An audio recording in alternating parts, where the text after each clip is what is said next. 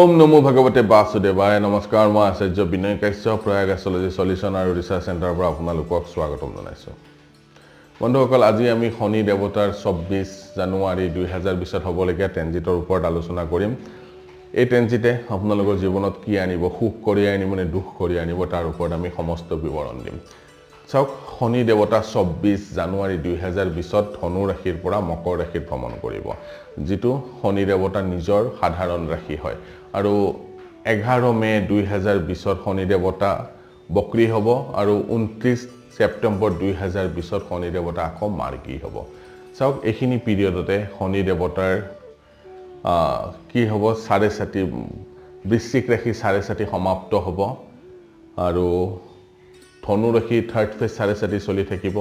মকৰ ৰাশি second phase 7.5 চলি থাকিব আৰু কুম্ভ ৰাশি 7.5 ষ্টাৰ্ট হ'ব আৰু বৃষ ৰাশি আৰু কন্যা ৰাশিৰ ঢেইয়া সমাপ্ত হ'ব আৰু মিথুন ৰাশি আৰু তুলা ৰাশিৰ ঢেইয়া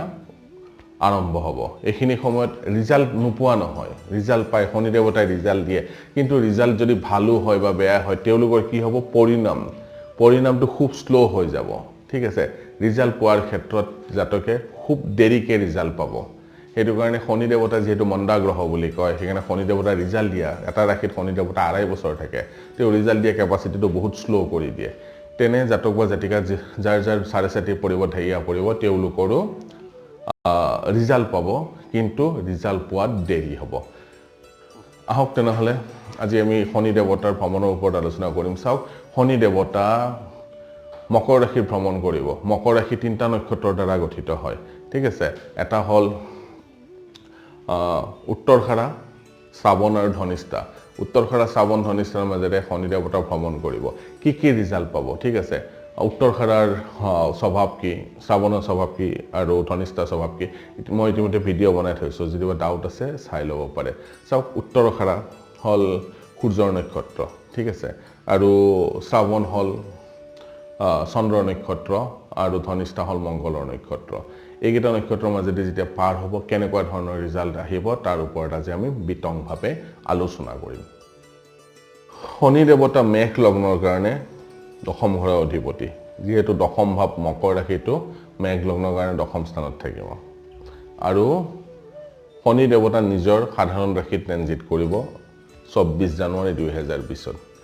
আৰু শনি দেৱতাৰ দশম ভাৱৰ পৰা তৃতীয় দৃষ্টি 12 নম্বৰ ঘৰত থাকিব সপ্তম দৃষ্টি 4 নম্বৰ ভাৱত থাকিব আৰু দশম দৃষ্টি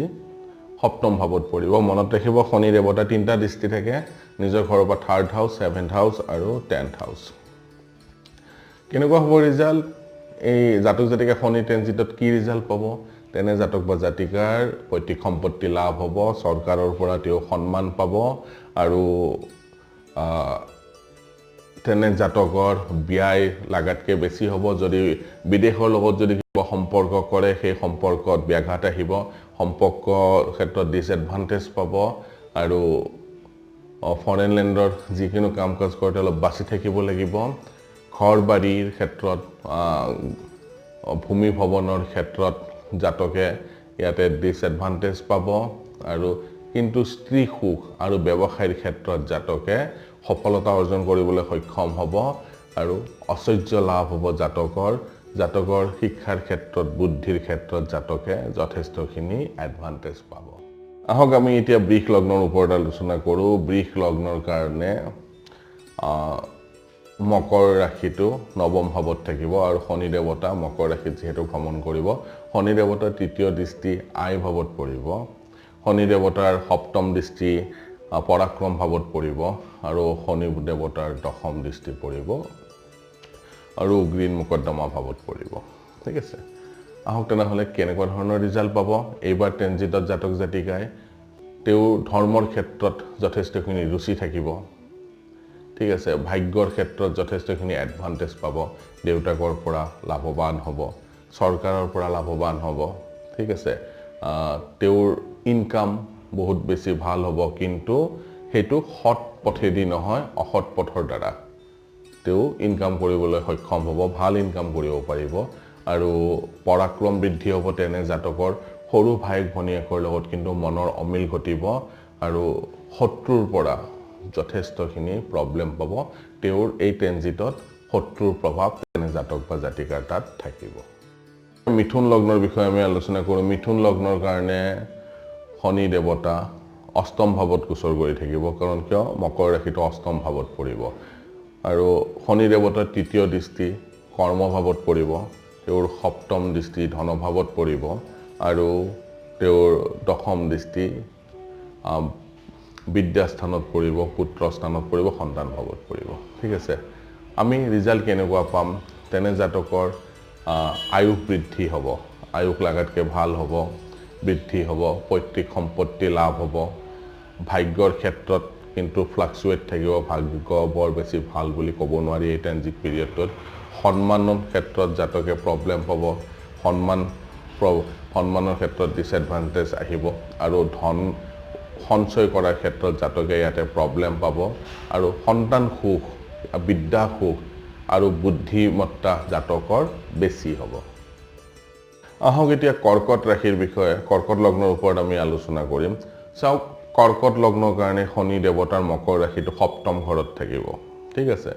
আৰু শনি দেৱতা যিহেতু সপ্তম ঘৰতে ট্ৰেনজিট কৰিব, সপ্তম ঘৰতে থাকিব, শনি দেৱতাৰ তৃতীয় দৃষ্টি ভাগ্য ভাৱত পৰিব, তেওঁৰ সপ্তম দৃষ্টি লগ্নত পৰিব আৰু তেওঁৰ দশম দৃষ্টি চতুৰ্থ ভাৱত পৰিব। জাতক বা জাতিকাৰ আমি ৰিজাল্ট কেনেকুৱা পাম? স্ত্ৰীৰ ক্ষেত্ৰত বা ব্যৱসায়ৰ ক্ষেত্ৰত জাতকে যথেষ্টখিনি সফলতা অৰ্জন কৰিবলৈ সক্ষম হ'ব। জাতকৰ ভোগ বিলাসৰ ক্ষেত্ৰত জাতকে সদায় এডভান্টেজ পাব। মাতৃ সুখ, ভৱন সুখ, গৃহ সুখ আদিৰ ক্ষেত্ৰত জাতকে সদায় এডভান্টেজ পাব। ভাগ্যৰ ক্ষেত্ৰত, ধৰ্মৰ ক্ষেত্ৰত বা দেখাত ক্ষেত্ৰত, দেখনীয়াৰ ক্ষেত্ৰত আৰু স্বাস্থ্যৰ ক্ষেত্ৰত জাতকে সদায় ইয়াতে ডিছএডভান্টেজ পাব এই ট্ৰেনজিট পিৰিয়ডটোত। আৰু এই ট্ৰেনজিট পিৰিয়ডটোত তেওঁলোকে অকণমান স্বাস্থ্যৰ প্ৰতি অকণমান সতৰ্কতা হোৱাটো দৰকাৰ। সিংহ লগ্নৰ বিষয়ে আমি আলোচনা কৰিম। সিংহ লগ্নৰ কাৰণে মকৰ ৰাশি ষষ্ঠ ভাৱত থাকিব আৰু শনি দেৱতা মকৰ ৰাশিত ভ্ৰমণ কৰি থাকিব। শনি দেৱতাৰ তৃতীয় দৃষ্টি অষ্টম ভাৱত পৰিব, শনি দেৱতাৰ সপ্তম দৃষ্টি ব্যয় ভাৱত পৰিব আৰু শনি দেৱতাৰ দশম দৃষ্টি থাৰ্ড হাউচত পৰিব। কেনেকুৱা ধৰণৰ আমি ৰিজাল্ট পাম? চাওক, তেনে জাতক চতুৰ হ'ব। ঠিক আছে, প্ৰভাৱশালী ব্যক্তি হ'ব আৰু তেওঁ শত্ৰুজয়ী হ'ব, শত্ৰুৱে তেওঁক একো কৰিব নোৱাৰিব এই ট্ৰেনজিট পিৰিয়ডত আৰু চৰকাৰৰ পৰা সন্মান লাভ কৰিবলৈ সক্ষম হ'ব, সফল ব্যক্তিত্বৰ অধিকাৰী হ'ব, সফল হ'ব, কিন্তু দেউতাকৰ লগত, পিতাকৰ লগত মনৰ অমিল থাকিব আৰু যদি বিদেশৰ লগত কিবা কাম কাজ কৰে সেই ক্ষেত্ৰত জাতকে ইয়াতে এডভান্টেজ পাব আৰু ব্যয় কিন্তু জাতকৰ লাগাতকৈ বেছি হ'ব। ব্যয় অলপ চাই চিন্তি অলপ ব্যয় কৰা দৰকাৰ, ব্যয়ৰ পৰিমাণ বৃদ্ধি হ'ব আৰু গুপ্ত যুক্তিৰ দ্বাৰা, ঠিক আছে, নিজৰ কাম কাজ তেনে জাতক বা জাতিকাই ইজিলি ধুনীয়াকৈ উলিয়াই ল'ব পাৰিব। আমি এতিয়া শনি দেৱতাৰ পঞ্চম ঘৰত যিটো ট্ৰেনজিট চলিব তাৰ ওপৰত আলোচনা কৰিম। কন্যা ৰাশিৰ কাৰণে শনি দেৱতাৰ ট্ৰেনজিট পঞ্চম ঘৰত চলিব, মানে মকৰ ৰাশিত, স্ব ৰাশিত চলিব আৰু শনি দেৱতাৰ তৃতীয় দৃষ্টি থাকিব তেওঁৰ সপ্তম ঘৰত থাকিব আৰু সপ্তম দৃষ্টি থাকিব আই ভাৱত থাকিব আৰু শনি দেৱতাৰ দশম দৃষ্টি পৰিব ভাগ্য ভাৱত। এতিয়া আমি কেনেকুৱা ধৰণৰ ৰিজাল্ট পাম? চাওক যে তেনে জাতক বা জাতিকাৰ বিদ্যাৰ ক্ষেত্ৰত, বুদ্ধিৰ ক্ষেত্ৰত তাত জাতকে যথেষ্টখিনি সুখ পাব, কিন্তু সন্তানৰ পৰা জাতকে অলপ প্ৰব্লেম পাব। শত্ৰুপক্ষৰ লগত গুপ্ত যুক্তিৰ দ্বাৰা বা বাদ বিবাদ কৰি তেওঁ নিজৰ কাম কৰিবলৈ সক্ষম হ'ব আৰু তেওঁৰ জীৱনত, ঠিক আছে, দিগদাৰীটো থাকিব, ব্যৱসায়ৰ ক্ষেত্ৰত বাধা বিঘিনি থাকিব, কিন্তু সংঘৰ্ষপূৰ্ণ হ'লেও তেওঁৰ জীৱনটো সুখী হ'ব এই ট্ৰেনজিট পিৰিয়ডৰ সময়ত। আহক এতিয়া আমি তুলা লগ্নৰ ওপৰত আমি আলোচনা কৰিম। তুলা লগ্নত শনি দেৱতা চতুৰ্থ ভাৱত ভ্ৰমণ কৰি থাকিব আৰু তুলা লগ্নত শনি দেৱতাৰ সপ্তম দৃষ্টি তেওঁৰ দশম ভাৱত পৰিব আৰু দশম দৃষ্টি ব্যৱসায় পত্নী ভাৱত পৰিব। কেনেকুৱা ধৰণৰ ৰিজাল্ট পাম? ভূমি ভৱনৰ ক্ষেত্ৰত জাতকে সুখ পাব ঠিক আছে সন্তানৰ ক্ষেত্ৰত জাতকে সুখ পাব বিদ্যাৰ ক্ষেত্ৰত সফলতা অৰ্জন কৰিবলৈ সক্ষম হ'ব যিবিলাক জাতক জাতিকাৰ পৰীক্ষা দি চলি আছে তেওঁলোকে এইটো বছৰ ভালকৈ কৰক তেওঁলোকে ভাল ৰিজাল্ট পাব আৰু শত্ৰুপক্ষৰ প্ৰভাৱ থাকিব তেনে জাতক বা জাতিকাৰ জীৱনত ৰাজ্যৰ পৰা চৰকাৰৰ পৰা তেওঁ সন্মান পাবলৈ সক্ষম হ'ব ব্যৱসায়ৰ ক্ষেত্ৰত তেওঁ সন্মান পাব ব্যৱসায়ৰ ক্ষেত্ৰত সফলতা পাব পিতাকৰ লগত অলপমান মতৰ অমিল থাকিব আৰু চাই চিন্তি খৰচ কৰিব নহলে খৰচৰ পৰিমাণ লাগাতকৈ বেছি হ'ব বৃশ্চিক লগ্নৰ কাৰণে শনি দেৱতা 3 নম্বৰ ঘৰত পৰিভ্ৰমণ কৰিব আৰু তেওঁৰ সপ্তম দৃষ্টি পৰিব ভাগ্য ভাৱত ঠিক আছে সব কেনেকুৱা ধৰণৰ ৰিজাল্ট পাব তেনে জাতক বা জাতিকাই ভায়েক ভনীয়েকৰ পৰা যথেষ্টখিনি সুখ পাবলৈ সক্ষম হ'ব তেনে জাতক বা জাতিকাৰ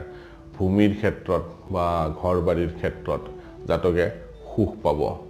বিদ্যাৰ ক্ষেত্ৰত যথেষ্টখিনি প্ৰব্লেম আহিব কিন্তু নিজৰ বুদ্ধিৰ দ্বাৰা সেই ষ্ট্ৰাগলবোৰ দূৰ কৰি তেওঁ ভালকৈ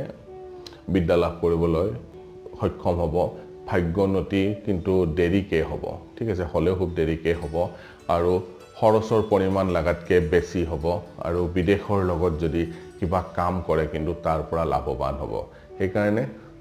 এই জাতক বা জাতিকাই অকমান নিজকে সংযম কৰি ৰাখা দৰকাৰ যাতে কিবা প্ৰব্লেম আহিলেও সেই প্ৰব্লেমটো তেওঁ ধুনীয়াকৈ মানি ল'ব পাৰে আৰু তাৰ পৰা যিহেতু নিজৰ কষ্টৰ ওপৰত তেওঁৰ ধন অৰ্জন কৰিবলৈ সক্ষম হ'ব অকমান পেচেণ্ট থকা দৰকাৰ ধনু লগ্নৰ ওপৰত কথা পাতো চাওক ধনী লগ্নৰ কাৰণে শনি দেৱতা ধন ভাৱত ভ্ৰমণ কৰি থাকিব দ্বিতীয় ভাৱত ভ্ৰমণ কৰি থাকিব আৰু শনি দেৱতাৰ সপ্তম দৃষ্টি অষ্টম ঘৰত পৰিব চাওক আমি কেনেকুৱা ধৰণৰ ৰিজাল্ট পাম তেনে জাতক বা জাতিকাৰ ধন লাভ হ'ব ন ডাউট ধনৰ ক্ষেত্ৰত কোনো প্ৰব্লেম নাথাকে আত্মীয় কুটুম্বৰ পৰা তেনে জাতক বা জাতিকাৰ সুখ পাব এই ট্ৰেনজিট পিৰিয়ডত ভায়েক ভনীয়েকৰ ক্ষেত্ৰত কিন্তু সুখত অভাৱ থাকিব ভায়েক ভনীয়েকে তেওঁক সৰু ভায়েক ভনীয়েকে তেওঁক সহজভাৱে নল'ব আৰু মাকৰ সুখৰ ক্ষেত্ৰত বা ভূমি ভৱনৰ ক্ষেত্ৰত জাতকে ইয়াতে সুখ পাবলৈ সক্ষম হ'ব আয়ুৰ ক্ষেত্ৰত জাতকে পজিটিভ পাব আৰু ব্যক্তিৰ আমদানিৰ ক্ষেত্ৰত জাতকে যাতে এডভান্টেজ পাব আমদানি বৃদ্ধি হ'ব আৰু আকস্মিকভাৱে তেওঁৰ ধন লাভ হোৱা যোগ আছে আৰু সন্তানৰ ক্ষেত্ৰত জাতকে সুখ পাব আৰু পত্নীৰ ক্ষেত্ৰত জাতকে যথেষ্টখিনি যশ কীৰ্তি পাবলৈ সক্ষম হ'ব মকৰ লগ্নৰ কাৰণে শনি দেৱতা লগ্নতে ভ্ৰমণ কৰিব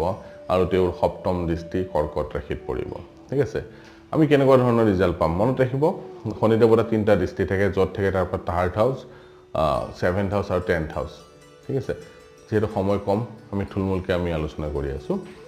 শনি দেৱতাৰ ৰিজাল্ট কেনেকুৱা হ'ব সুন্দৰতা বৃদ্ধি হ'ব জাতক প্ৰভাৱী হ'ব পৰাক্ৰম বৃদ্ধি হ'ব ঠিক আছে আৰু স্বাভিমান জাতকৰ লাগাতকৈ বেছি বৃদ্ধি হ'ব আৰু লগতে জাতকৰ যশ বৃদ্ধি হ'ব যশ মান সন্মান বৃদ্ধি হ'ব সৰু ভায়েক ভনীয়েকৰ পৰা তেওঁ অসন্তুষ্ট হ'ব আৰু নিজৰ ৱাইফৰ পৰা স্ত্ৰীৰ পৰা তেওঁ অসন্তুষ্ট হ'ব মনোমালিন্য হ'ব আৰু পিতাকৰ ক্ষেত্ৰত বা চৰকাৰৰ ক্ষেত্ৰত জাতকে খুব ভাল এডভান্টেজ পাব আৰু সন্মান আদি হোৱাৰো তেওঁ এই ট্ৰেনজিট পিৰিয়ডত দেখা পোৱা যায় আহক আমি এতিয়া কুম্ভ ৰাশিৰ ওপৰত আলোচনা কৰোঁ কুম্ভ ৰাশিৰ কাৰণে শনি দেৱতা ব্যয় ভাৱত ভ্ৰমণ কৰি থাকিব ঠিক আছে ব্যয় ভাৱত ভ্ৰমণ কৰিব আৰু শনি দেৱতাৰ সপ্তম দৃষ্টি পৰিব ষষ্ঠ ভাৱত আমি কেনেকুৱা ধৰণৰ ৰিজাল্ট পাম জাতকৰ ব্যয় লাগাতকৈ বেছি হ'ব বিদেশৰ লগত যদি কিবা সম্পৰ্ক কৰে তাৰ পৰা জাতকে এডভান্টেজ পাব লাভৱান হ'ব আৰু জাতকৰ যাত্ৰাৰ ক্ষেত্ৰত বা ধন লাভৰ ক্ষেত্ৰত জাতকে যাত্ৰা বেছি হ'ব ধন লাভ হ'ব তেনে জাতক বা জাতিকাৰ কুটুম্বৰ পৰা আত্মীয় কুটুম্বৰ পৰা ঘৰৰ পৰিয়ালৰ পৰা সুখ পাব তেনে জাতক বা জাতিকাই আৰু জাতকৰ পৰিশ্ৰম বহুত বেছি বৃদ্ধি হ'ব আৰু লগতে শত্ৰুৰ পৰা কষ্ট পাব শত্ৰুৱে তেওঁক যথেষ্টখিনি প্ৰব্লেম আনিব আৰু ধৰ্মৰ ক্ষেত্ৰত তেওঁ বা ভাগ্যৰ ক্ষেত্ৰত জাতকে এডভান্টেজ পাব এই ট্ৰেনজিট পিৰিয়ডটোত মীন লগ্নৰ ওপৰত আলোচনা কৰোঁ মীন লগ্নৰ কাৰণে শনি দেৱতা আই ভাৱত ভ্ৰমণ কৰি থাকিব আৰু শনি দেৱতাৰ সপ্তম দৃষ্টি পঞ্চম ভাৱত পৰিব কেনেকুৱা ধৰণৰ ৰিজাল্ট আমি পাম যে জাতকৰ আয় বৃদ্ধি হ'ব তেনে জাতক বা জাতিকাৰ আৰু বিদেশৰ পৰা লাভ হ'ব তেনে জাতক বা জাতিকাৰ আৰু